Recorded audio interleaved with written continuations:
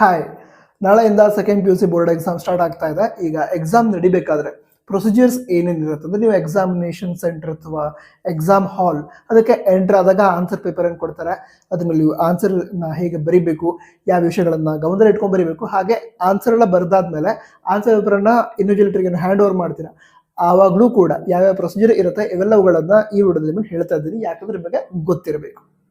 ಸರಿ, ಈಗ ವಿಷಯ ಅಂತ ಹೇಳಿದ್ರೆ, ಈಗ ಹಾಲ್ ಟಿಕೆಟ್ ಏನಿದೆ ಅದ್ರ ಮೇಲೆ ನಿಮಗೆ ಎಕ್ಸಾಮಿನೇಷನ್ ಸೆಂಟರ್ ಕೊಟ್ಟಿದ್ದಾರೆ, ಯಾವ ಎಕ್ಸಾಮಿನೇಷನ್ ಸೆಂಟರ್ ಅಲ್ಲಿ ಎಕ್ಸಾಮ್ ನಡೆಯುತ್ತೆ ಅಂತ.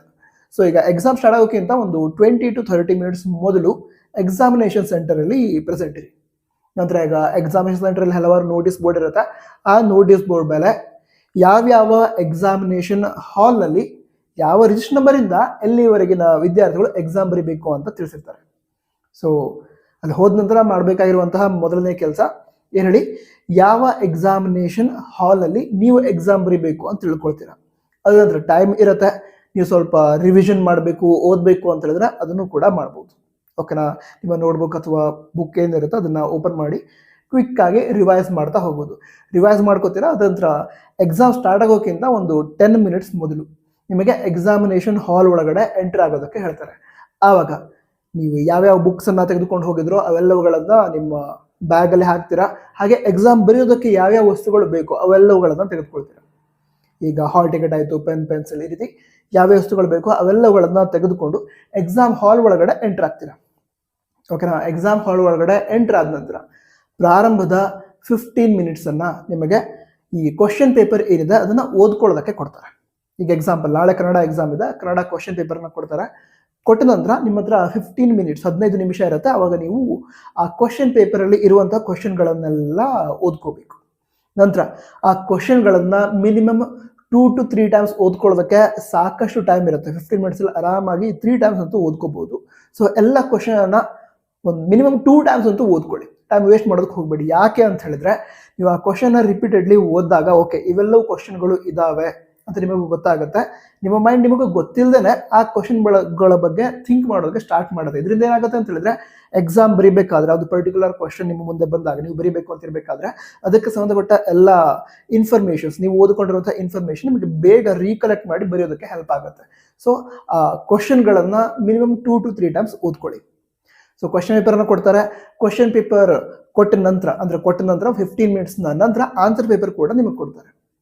ಆ ಆನ್ಸರ್ ಪೇಪರ್ ಮೇಲೆ ನೀವು ನಿಮ್ಮ ಡೀಟೇಲ್ಸ್ ಅನ್ನ ಮೊದಲಿಗೆ ಎಂಟರ್ ಮಾಡಬೇಕು. ಅಲ್ಲಿ ಮೀಡಿಯಂ ಅಂತ ಕೊಟ್ಟಿರ್ತಾರೆ.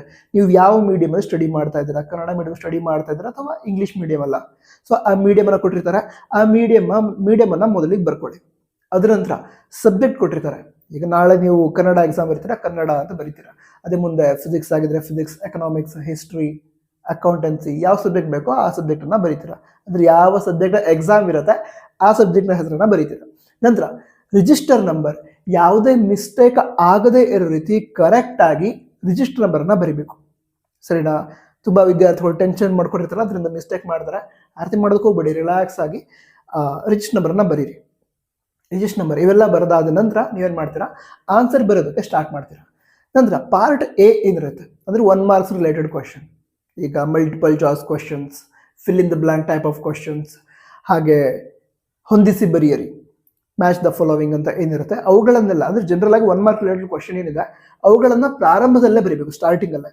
ಅಕಸ್ಮಾತ್ ಎಲ್ಲ ಕ್ವಶನ್ಗಳಿಗೆ ಆನ್ಸರ್ ಗೊತ್ತಿಲ್ಲ ಅಂತ ಹೇಳಿದ್ರೆ ಏನ್ ಮಾಡ್ತೀರಾ, ಫಸ್ಟ್ 2 ಪೇಜಸ್ ಏನಿದೆ ಅದನ್ನ ಇದಕ್ಕೋಸ್ಕರನೇ ಅಂದ್ರೆ 1 ಮಾರ್ಕ್ ರಿಲೇಟೆಡ್ ಕ್ವಶನ್ಗೋಸ್ಕರನೇ ಇಟ್ಕೊಂಡು ನಿಮಗೆ ಯಾವ ಕ್ವಶನ್ಗೆ ಆನ್ಸರ್ ಬರುತ್ತೆ ಅದನ್ನ ಬರೆದಿಟ್ಕೊಳ್ಳಿ.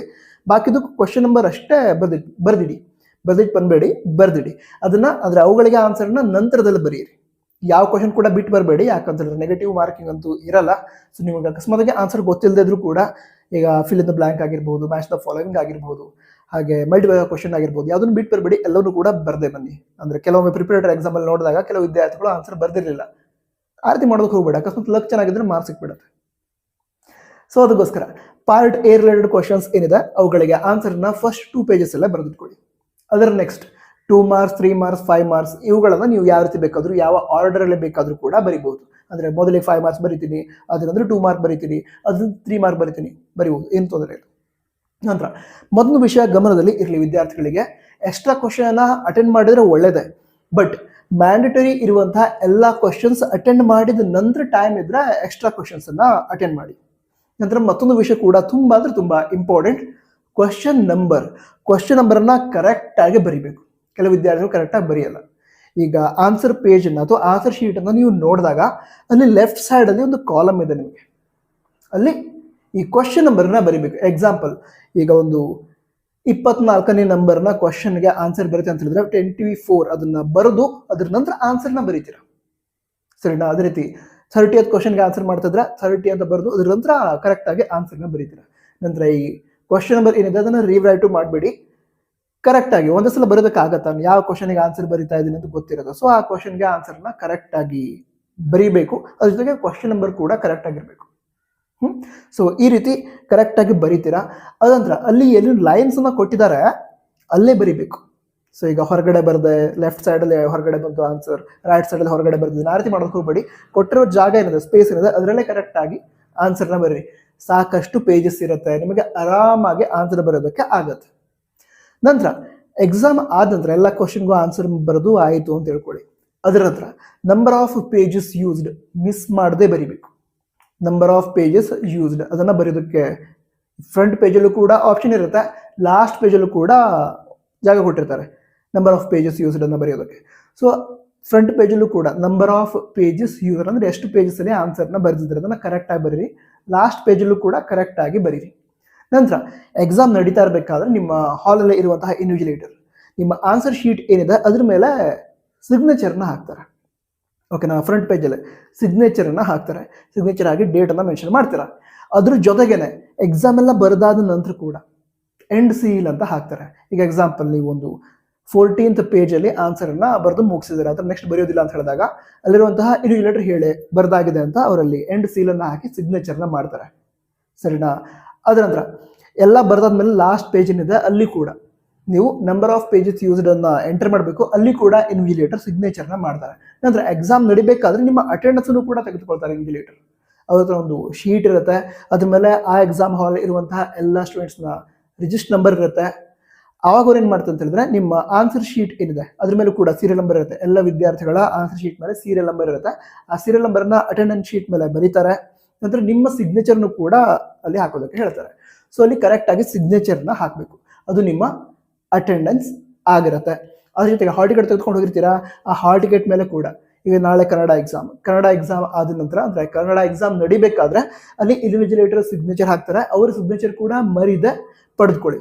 ಎಕ್ಸಾಮ್ ಎಲ್ಲ ಮುಗಿದ ಮೇಲೆ ಯಾವ ವಸ್ತುಗಳನ್ನ ತೆಗೆದುಕೊಂಡಿದ್ರು ಅವೆಲ್ಲವುಗಳನ್ನ ಕರೆಕ್ಟ್ ತೆಗೆದುಕೊಂಡು ಎಕ್ಸಾಮ್ ಹಾಲಿಗೆ ಹೋಗಿದ್ರು ಅವುಗಳನ್ನೆಲ್ಲ ಕರೆಕ್ಟ್ ಆಗಿ ತೆಗೆದುಕೊಂಡು ಮನೆಗೆ ಹೋಗಿ, ಯಾಕಂದ್ರೆ ನೆಕ್ಸ್ಟ್ ಎಕ್ಸಾಮ್ಗೂ ಕೂಡ ಬೇಕಲ್ವಾ. ಸೊ ಇದಿಷ್ಟು ವಿಷಯ ಆಗಿತ್ತು. ಮತ್ತೆ ಡೌಟ್ ಇದೆಯಾ? ಡೌಟ್ ಇದ್ರೆ ಕನ್ನಡ ತಿಳಿಸಿ. ಎಕ್ಸಾಮ್ ಚೆನ್ನಾಗಾಗುತ್ತೆ, ಎಕ್ಸಾಮ್ ಹೇಗಾಗುತ್ತೆ ಅನ್ನೋದು ಟೆನ್ಷನ್ ಮಾಡ್ಕೊಳ್ಳೋಕೆ ಹೋಗ್ಬೇಡಿ. ಪ್ರಿಪ್ರೇಷನ್ ಏನು ಮಾಡಿದಿರಾ, ಏನೇನು ಓದ್ಕೊಂಡಿದ್ದೀರಾ ಅದನ್ನ ರಿವಿಷನ್ ಅನ್ನ ಪರ್ಫೆಕ್ಟ್ ಆಗಿ ಮಾಡಿ. ಎಕ್ಸಾಮ್ ಚೆನ್ನಾಗಾಗುತ್ತೆ, 100% ಚೆನ್ನಾಗಾಗುತ್ತೆ. Don't worry. All the best. Jai Hind, Vande Mataram. ಸಿಗೋಣ.